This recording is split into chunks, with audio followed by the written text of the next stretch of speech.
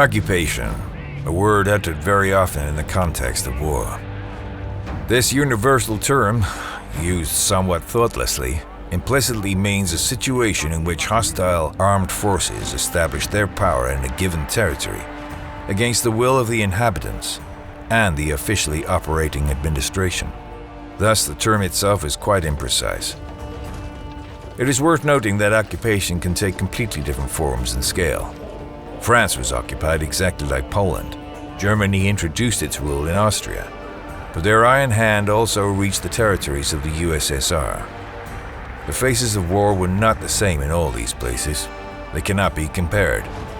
And it is certainly difficult to talk about the situation of these countries using the same word. Austria, already mentioned before, was one of the first to be ruled by the Nazis. It was incorporated into the borders of the Third Reich before the war in 1938. In the case of Austria, however, we cannot talk about occupation at all. The annexation of this country was rather neutral, and the Austrians themselves were eager to support Hitler, although, of course, just like everywhere, a few rebels also appeared. After Austria, the time came for Czechoslovakia. There, the resistance was not great either. Its citizens knew perfectly that it had no chance to defend the country against a powerful and well-organized German war machine. The government quickly subjugated the entire Czechoslovakia to Germany. The administrative division was slightly changed. Separateness was granted to the Slovaks, and seemingly everything was going on normally, as if life for the inhabitants of Czechoslovakia would still go on like before. Of course, one could say that it was calm, if the issues of mass murders of Jews and the brutal extermination of any resistance movements were ignored. Propaganda was active everywhere, and even the states which voluntarily succumbed to the occupation suffered losses, though little was said about it. While talking about countries which were treated mildly by the war in general consciousness, we should mention France. After losing in 1940, the area of France was divided into occupied territories, treated gently by the Germans, and the state of Vichy France, in which Philippe Pétain ruled, was created. The newly created state supported the Wehrmacht units stationed in the area, and even without explicit pressure from Germany, organized roundups of Jews. Nevertheless, separate Nazi actions against the Jewish population and the small groups of rebels operating in the French territory did not cease. Still, things were relatively mild in this area, mainly because the Germans were not interested in exterminating the French. They treated their human resources and their areas of economic and to some extent intellectual facilities to further build the power of the Third Reich. All these factions mean that the number of war casualties in France remains small compared to the occupation in the East. Just like in the case of most countries in which the Nazis managed to create a puppet government, for example in Norway. The situation east of Germany was different. When Hitler's army entered Poland in September 1939, they encountered the first case of real resistance during their expansion. It was impossible to intimidate Poles, force them to surrender and seize Warsaw at an express pace. Poles, still remembering their struggle for independence just 20 years before, did not intend to give up without a fight, despite the lack of any help from outside. And therefore the war did not spare this country. 6 million Polish citizens were killed as a result of hostilities, fights, partisan actions, uprisings. That is, the general lack of consent to lose independence once more. The occupiers razed the capital city Warsaw to the ground.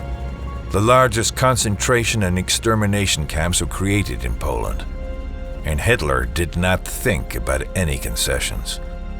Poland and Polishness were to disappear from the face of the earth in suffering and fear. While in the West the Germans ruled severely but peacefully, the greatest anger fell on the Polish land. The Nazis had no mercy for anyone. Children, women, the elderly. There were no barriers. There was no decency. There was no conscience.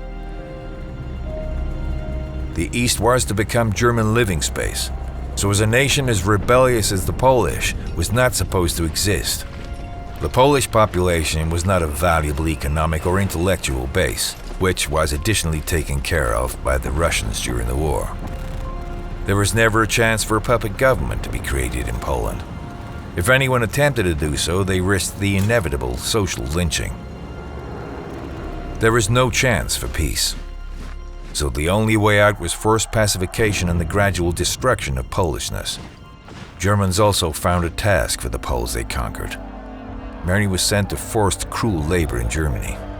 The situation was also difficult in Yugoslavia, although losses were significantly smaller. Despite this, the quickly conquered country was organized like Poland. Government was active in exile, and regular guerrilla warfare took place in Yugoslavia. Greece also found itself in a difficult situation, as it capitulated despite British aid. The Germans did not intend to make life easier for either Poles or Balkan nations. These countries, as well as their population, were written off as worthless and occupying the living space which should have belonged to the Aryans.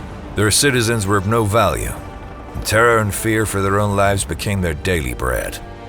It should also be noted that the situation was equally horrible in the USSR. The Red Army had no mercy for the Wehrmacht, and the Wehrmacht in turn had no mercy for the local soldiers and civilians. It is hard to call this situation occupation. It was rather mass extermination. It is estimated about 20 million human lives were taken then. The cause of their deaths were different: battles, assaults, hunger. Of course, this number also results from the strategy of Stalin himself, who did not refrain from taking risky decisions and sacrificing his own people. Putting France and Norway and Poland and the USSR on the opposite axis, we see two different realities and completely different faces of war. War which, in all its cruelty, treated victims differently in different parts of Europe.